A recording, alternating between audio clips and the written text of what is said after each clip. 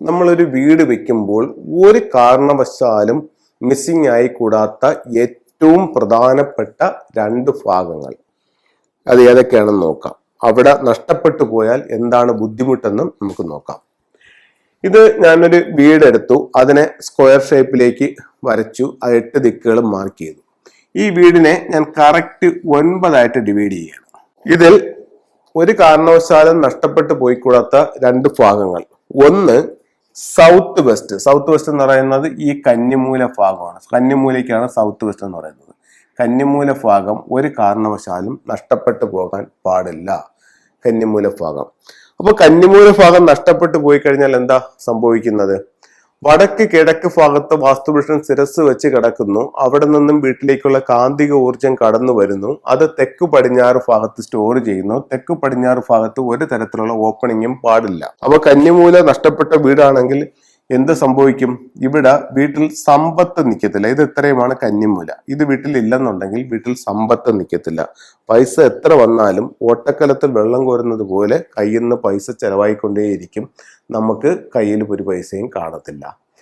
രണ്ടാമെന്ന് പറഞ്ഞാൽ ഗൃഹനാഥയ്ക്ക് ആരോഗ്യ സംബന്ധമായിട്ടുള്ള പ്രശ്നങ്ങൾ, ഉദര സംബന്ധമായിട്ട് യൂട്രസ് സംബന്ധമായിട്ടുള്ള ബുദ്ധിമുട്ടുകൾ ഫെങ്ഷു പ്രകാരം കന്നിമൂല നഷ്ടപ്പെട്ടു പോയ വീടുകളിൽ ഉണ്ടാകുമെന്ന് ഫെങ്ഷുവിൽ പറയുന്നുണ്ട്.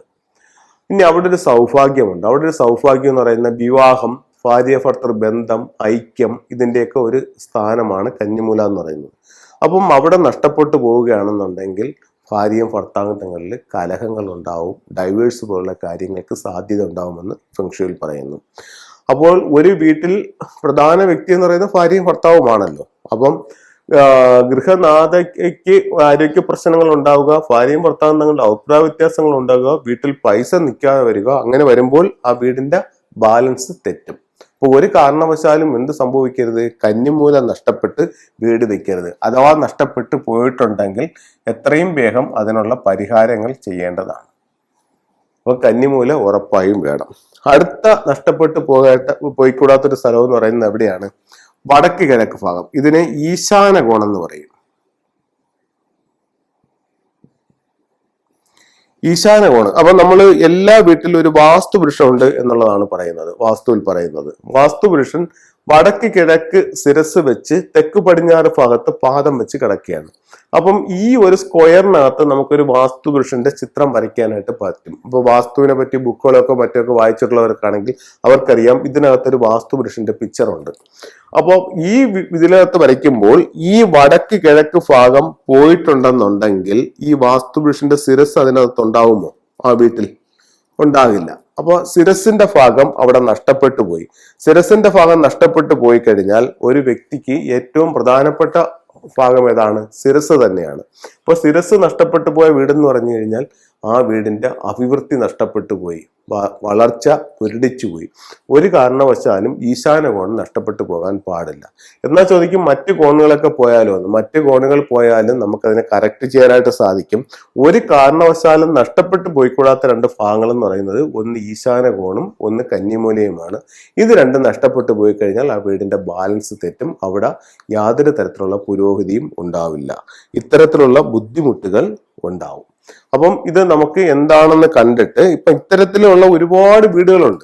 അപ്പം നമുക്ക് അതിനെ ഒരു നല്ലൊരു ഫെങ്ഷി കൺസൾട്ടിനെ കാണിച്ചുകൊണ്ട് അതിന് വേണ്ടുന്ന കറക്ഷൻ ചെയ്ത് കഴിഞ്ഞാൽ നമുക്ക് ഇതിന്റെ പരിഹാരങ്ങൾ ചെയ്തെടുക്കാനായിട്ട് സാധിക്കും. അപ്പോൾ ഈശാന കോണും കന്നിമൂലയും ഒരു കാരണവശാലും നഷ്ടപ്പെട്ടു പോയിക്കൂടാ. ആ രീതിയിൽ നിങ്ങളുടെ വീട് കറക്റ്റ് ചെയ്ത് എടുക്കേണ്ടതാണ്. ഇനി നമുക്ക് ഫെങ്ഷിയിലെ ചില ടൂൾസ് നോക്കാം. 2024 വെൽത്തിന്റെ ഒരു സ്റ്റാർ ആയിട്ട് കണക്കാക്കുന്നത് 9 ആണ്. അപ്പോൾ 9 എല്ലാ വീടിന്റെയും സൗത്ത് വെസ്റ്റ് കോർണറിലാണ് വന്നിരിക്കുന്നത്. അപ്പൊ ഇതുപോലുള്ളൊരു ബൗള് നിറച്ച് ഈ ചൈനീസ് നാണയങ്ങൾ, ഇപ്പൊ ഇത് ചൈനീസ് നാണയങ്ങളാണ്, ഇത് കോപ്പറിന്റെ കോയിൻസ് ആണ്, ഇത് വന്നിട്ട് ഗോൾഡ് കോയിൻസ് ആണ്, ഇത് ഇൻഗോട്ട് എന്ന് പറഞ്ഞിട്ടുള്ള ഒരു സ്വർണ്ണക്കട്ടിയാണ്, അത് കഴിഞ്ഞിട്ടെന്ന് പറയുന്നത് ഇത് സിട്രിന്റെ സ്റ്റോൺസ് ആണ്. അപ്പൊ ഇത്തരത്തിലുള്ള സംഭവങ്ങളെല്ലാം കൂടെ ഇട്ട് നിറച്ച് തെക്കു പടിഞ്ഞാറ് ഭാഗത്ത് നമ്മൾ വെക്കുകയാണെങ്കിൽ ഒരു വെൽത്ത് വൈസ് ആയിട്ട് അത് ആക്റ്റീവ് ആവും. അത് നമ്മളിലേക്ക് ശരിക്ക് സമ്പത്തിനെ പിടിച്ചടുപ്പിക്കാനായിട്ട് ഈ ഒരു സാധനത്തിന് കഴിയുന്നതാണ്. അത് കഴിഞ്ഞിട്ട് നമുക്ക് വെക്കാവുന്ന മറ്റൊരു ടൂൾ എന്ന് പറയുന്നത് ഗൃഹനാഥനും ഗൃഹനാഥയും, അതായത് ഭാര്യ ഭർത്തൃങ്ങളുടെ ഒരു ഐക്യവും ഒരു യോജിപ്പൊക്കെ ഉണ്ടാവാനായിട്ട് അവരുടെ ബെഡ്റൂമിന്റെ സൗത്ത് വെസ്റ്റ് കോർണറിൽ ഇത്തരത്തിലുള്ള ഒരു മാൻഡേനിയൻ ഡക്കിനെ വെക്കാവുന്നതാണ്. അടുത്തൊരു സാധനം എന്ന് പറയുന്നത് 5 എലമെന്റ് പഗോഡയാണ്. ഇപ്പം 2024 ഫെബ്രുവരി 4 പടിഞ്ഞാറ് ഭാഗത്ത് 5 എന്ന് പറയുന്നൊരു നക്ഷത്രം വന്നിട്ടുണ്ട്. അതിന് ക്യൂറായിട്ട് നമുക്ക് എന്ത് ചെയ്യാം? ഈ 5 എലമെന്റ് പഗോഡയെ അവിടെ വെക്കാവുന്നതാണ്. നമ്മൾ ചെയ്യുന്ന പ്രവൃത്തിയിൽ നമുക്ക് വിജയം ഉണ്ടാവാനായിട്ട് അല്ലെങ്കിൽ പേരും പ്രശസ്തി ഉണ്ടാവാനായിട്ട് വിക്ടറി ഹോഴ്സിനെ നമുക്ക് വയ്ക്കാവുന്നതാണ്. ഇത് നമുക്ക് നമ്മുടെ സ്വീകരണ മുറിയുടെ തെക്ക് ഭാഗത്ത് വീട്ടിന്റെ ഉള്ളിലേക്ക് നോക്കി വെക്കാവുന്നതാണ് വിക്ടറി ഹോഴ്സ്. അത് കഴിഞ്ഞിട്ട് നമുക്ക് തൊഴിൽപരമായിട്ട് അഭിവൃദ്ധി ഉണ്ടാവാനായിട്ട് ഇത്തരത്തിലുള്ള ഒരു ഡ്രാഗൺ ടോർട്ടോയ്സിനെ എടുക്കുക. ഡ്രാഗൺ ടോർട്ടോയ്സിനെ എടുത്തിട്ട് അതിനോടൊപ്പം തന്നെ ഒരു റൂയിയുടെ സ്റ്റാച്യൂവും കൂടെ വെച്ചുകൊണ്ട് സ്വീകരണ മുറിയുടെ കിഴക്ക് ഭാഗത്തോ വീടിന്റെ കിഴക്ക് ഭാഗത്തോ വെക്കുന്നത് തൊഴിൽപരമായിട്ടുള്ള അഭിവൃദ്ധിക്ക് നല്ലതാണ്. അപ്പൊ ഇത്തരത്തിലുള്ള ഓരോ ചിത്രങ്ങളും രൂപങ്ങളും നമ്മുടെ ജീവിതത്തിൽ വലിയ വലിയ വിജയങ്ങൾ ഉണ്ടാക്കി തരട്ടെ എന്ന് പ്രാർത്ഥിച്ചുകൊണ്ട് നിർത്തുന്നു. നന്ദി, നമസ്കാരം.